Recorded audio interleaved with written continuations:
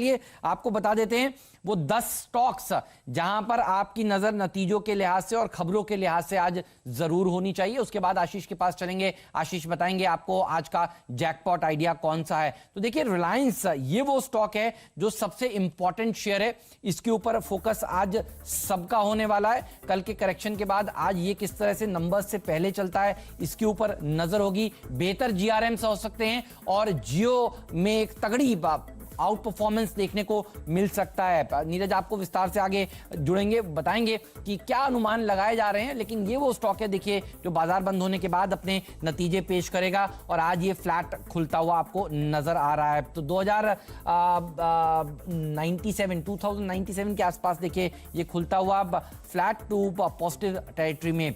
साथ ही HDFC limited के ऊपर आपकी नजर होनी चाहिए क्योंकि इसके नतीजे आज दिन के दौरान आने वाले हैं, ध्यान रखिए। तो HDFC लिमिटेड ये किस तरह से नतीजे पेश करता है, मुनाफा 20% घटने का अनुमान है। मोरेटोरियम का आंकड़ा सबसे इंपॉर्टेंट होगा, ध्यान रखिएगा इनके लिए, और ये स्टॉक फिर दिशा तय करेगा आज बाजार की सेकेंड हाफ की, क्योंकि दोपहर में इसके नंबर्स जनरली आ जाते हैं। अब भारतीय एयरटेल के ऊपर रखिएगा नजर, इस स्टॉक ने जबरदस्त देखिए नतीजे पेश किए हैं और शानदार नतीजे पेश करने के बाद ब्रोकरेज हाउसेस की रिपोर्ट्स भी देखिए बहुत ही पॉजिटिव निकल कर आई हैं इस स्टॉक के लिए, तो इसके ऊपर भी नजर होगी। तो देखिए आप भारतीय एयरटेल हरे निशान के साथ खुल रहा है, HDFC लिमिटेड करीब 0.25% का उछाल दिखा रहा है। कल ये स्टॉक्स थोड़े से दबाव में थे तो ये मदद करते हुए आपको नजर आएंगे। इंटरग्लोब कमजोर नतीजे, 2844 करोड़ रुपए का घाटा इन्होंने पेश किया है। कल हमने देखा था स्पाइस जेट ने भी बेहद ढीले नतीजे पेश किए थे और इसीलिए देखिए इंटरग्लोब एविएशन आज आपको करीब 3% नीचे खुलने की तैयारी कर रहा है।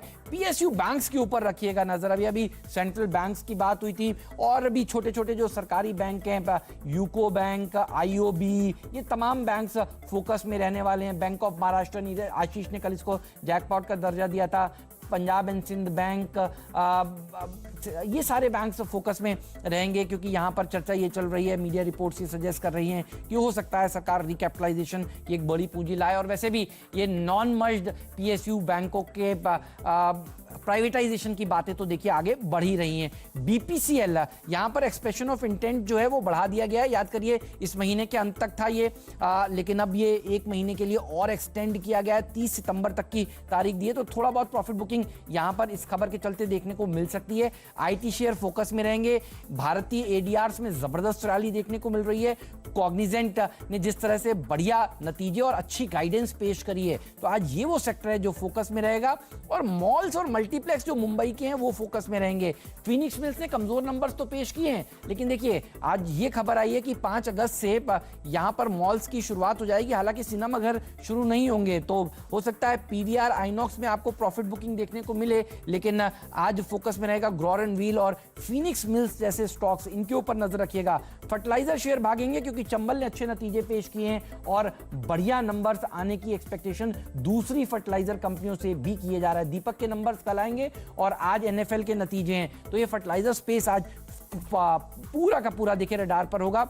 और बाजार बंद होने से आधे घंटे पहले नजर रखिएगा HDFC लाइफ पर, यह दरअसल कल निफ्टी से में शामिल होगा और वेदांता हो जाएगा बाहर, तो जो फ्लोज हैं वो HDFC लाइफ में आपको आते हुए नजर आएंगे। सेकंड हाफ का ये स्टॉक है जिसके ऊपर आपकी रडार होनी चाहिए। कल यतिन भी आपको देखिए डीलिंग रूम चेक में ये बात समझा रहे थे, तो अगली सीरीज से ये इफेक्टिव हो जाएगा, यानी शुक्रवार से ये इफेक्टिव होगा और आज बाजार बंद होने के करीब करीब यहां पर देखना होगा कि किस तरह से फ्लोज आते हैं। तो वेदांता में दबाव और HDFC लाइफ में थोड़ी तेजी बन सकती है, लेकिन हमारे साथ तैयार हैं आशीष वर्मा।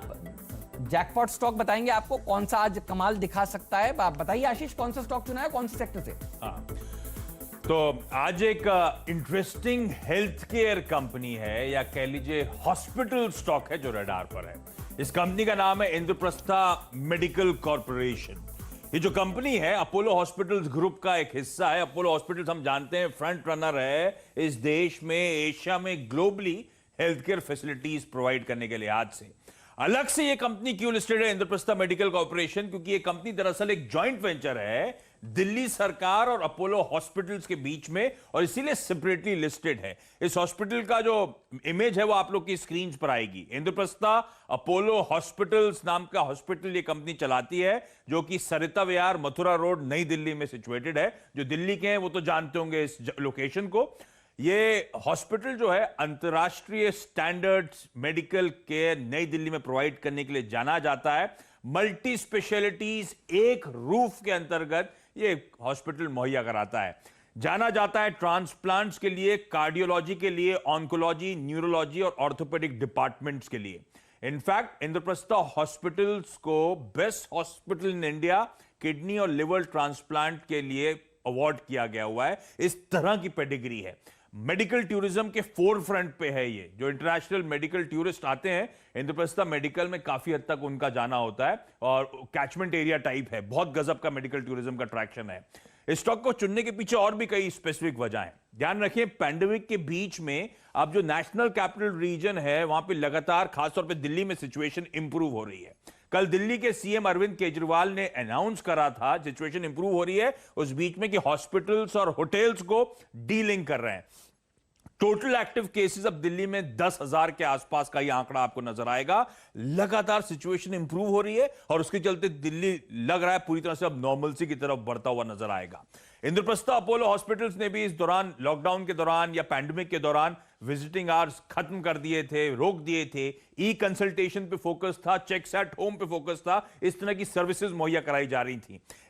इलेक्टिव सर्जरीज जो कहा जाता है, यानी कि इलेक्टिव सर्जरीज मतलब नॉन इमरजेंसी सर्जरीज जो थी वो टाली जा रही थी, कंसल्टेशंस टाले जा रहे थे। अब धीरे धीरे चीजें, हालात जो है नॉर्मलसी की तरफ बढ़ रहे हैं और अब वो सर्जरीज वर्जरीज होना शुरू हो रही है। उसका बड़ा फायदा अब इस हॉस्पिटल चेन को देखने को मिलेगा। फाइनेंशियल्स आपकी स्क्रीन पर हैं। रेवेन्यूज, ये बावजूद कि लॉकडाउन की शुरुआत हुई थी, दिक्कतें एस्केलेट हुई थी, उसके बावजूद रेवेन्यूज मेंटेन हुए थे। वो दिखा रहा था कि जनवरी फरवरी में किस तरह का ट्रैक्शन, वापस मोमेंटम गेन हो रहा था। एक काम करिए, बार दिखाइए पिछले कुछ सालों के, लगातार देखिए रेवेन्यूज में किस तरह का ट्रैक्शन इस हॉस्पिटल चेन में है। इस पैंडेमिक के दौरान भी 5-6% रेवेन्यूज में FY20 में उछाल था। और प्रॉफिट्स के आंकड़े देखिए, FY20 में लॉकडाउन के बावजूद प्रॉफिटेबिलिटी में 50% से ज्यादा का जंप इस हॉस्पिटल ने डिलीवर करा। प्रमोटर्स का 51% स्टेक, जिसमें अपोलो हॉस्पिटल्स का 22 और गवर्नमेंट ऑफ इंडिया का 26% स्टेक है। इसकी पब्लिक होल्डिंग में HDFC लिमिटेड 6.25% स्टेक ओन करता है। और तमाम hospital chains, health care companies के कंपैरिजन स्क्रीन पर लेकर आइएगा। अपोलो हॉस्पिटल, नारायण हृदयालय, और आजकल हम लोग इसमें हेल्थ केयर सेक्टर में इन सबको जोड़ते हैं, डॉक्टर लाल पैथ लैब्स, मेट्रोपोलिस हेल्थ। ये FY20 की EPS पे पी है, कोई प्रोजेक्शंस नहीं। और ये वैल्यूएशन इन सबके, एक प्लेट को आगे बढ़ाइए, इसमें थायरोकेयर भी आपको नजर आएगा और इंद्रप्रस्था मेडिकल इन सब के सामने महज 11 के पी मल्टीपल पे ट्रेड करता हुआ। रिस्क रिवॉर्ड बहुत फेवरेबल। इस कंपनी का मार्केट कैप इस समय केवल 500 करोड़ का है। डेट फ्री एंटिटी है, कोई प्रमोटर्स का शेयर प्लेज नहीं है। और एक और पैमाना मैपडन समझाता हूं, मार्केट कैप टू सेल्स महज 0.6 times market cap to sales से कंपनी ट्रेड कर रही है। इनफैक्ट FY20 के EBITDA पे भी महज 5.5 टाइम पे इंद्रप्रस्था मेडिकल कॉर्पोरेशन इस समय ट्रेड करता हुआ। इसका लॉन्ग टर्म चार्ट खोलेंगे तो सालों से एक रेंज में ही कामकाज कर रहा है, सालों से। अब तमाम टेलविंड्स और सेक्टर अट्रैक्टिवनेस के चलते लगता है कि ये स्टॉक यहां से तगड़े अप मूव्स देने का दमखम रखता है, इसीलिए इस स्टॉक को रडार पर रखिए। आपने सर्किट गुरु का काम बड़ा